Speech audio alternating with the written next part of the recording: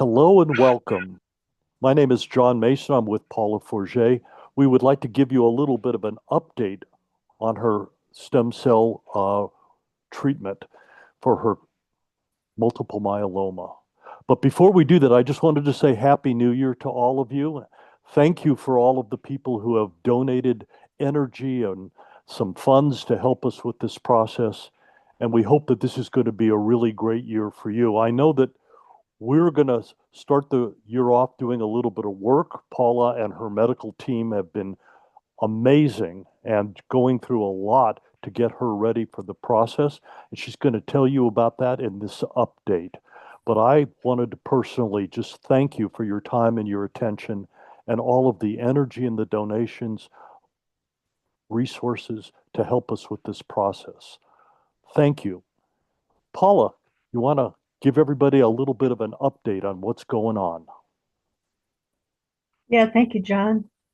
Um, First, I'd like to thank everybody for your wonderful support that you've given me going into this, um, and also for all the nice energy that I've been receiving from so many of you. I've really been able to feel it, so I really appreciate that.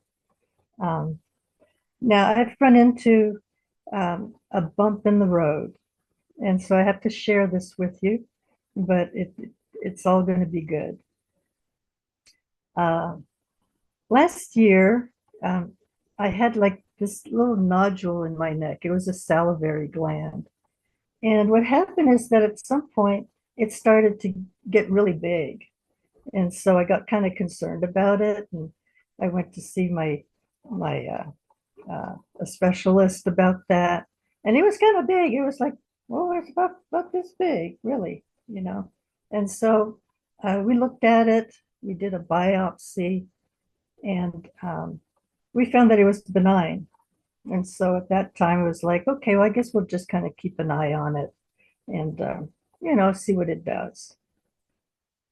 Well, later on, I found out that I had multiple myeloma and I was going to need to have uh, a bone marrow transplant and all this stuff. It's not bone marrow, it's actually a stem cell transplant now. And so I decided at some point that, since we didn't know what it was going to do, that maybe what we ought to do is I decided that maybe I should just remove it because if this year I started having problems with it, if it started growing more and created a problem, then it wouldn't be a good time to do any other medical procedures right after having a stem cell transplant. So in late November, I think it was like the last week in November, um, I went and I had it removed. And now I've got like this scar over here, but it's okay. All's good. So usually what they'll do when they remove something, then uh, they'll send everything in uh, and to pathology and have it examined. So it was sent to Seattle and to have it examined. And so he had removed uh, basically the salivary gland and a couple of lymph nodes and some tissue around it. Well, it turns out that uh, the lymph nodes and the salivary gland were benign, but the tissue around it is cancerous. So it's like, oh my gosh, what am I going to do now? And not only that, it's an extremely rare form of cancer. It's called myoepithelial carcinoma. Now try to say that 10 times real fast. So we were kind of wondering, well, what are we going to do? So my team of oncologists, we all got together and we decided that it would be better to just treat this area first and then get the stem cell transplant. So what we're going to do is um, is that we're going to do some radiation on it since the surgeon thinks that he got it all, just to make sure that with the radiation that it'll get rid of any extra little cells that might be wandering around and make sure that everything's gone. And then after that, then I'll get the stem cell transplant.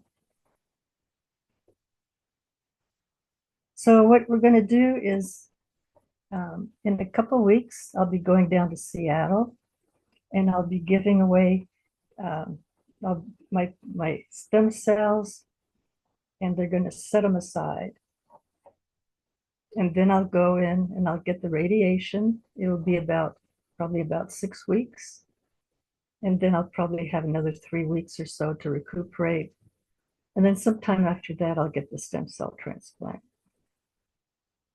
So I just kind of wanted to give you all an update on all of that and not feel like, oh my gosh, she's full of cancer. No, I'm not, you know, and I'm going to be in the best health of my life for this transplant. I'm really, really glad that I decided to have it removed because otherwise we could have found out who knows when. So I'd like to thank everybody for your support and your good wishes and all of those things that you sent me because it's meant a whole lot to me. And I thank you all so very much. Wow, that's the story. I know that it's complicated, the process. It seemingly has slowed it down a little bit, but we really feel like you deserve to know what's going on. You can help us after you get this update by sending even more energy or passing the word along so that Paula gets all of the support that she can most benefit from in this new year.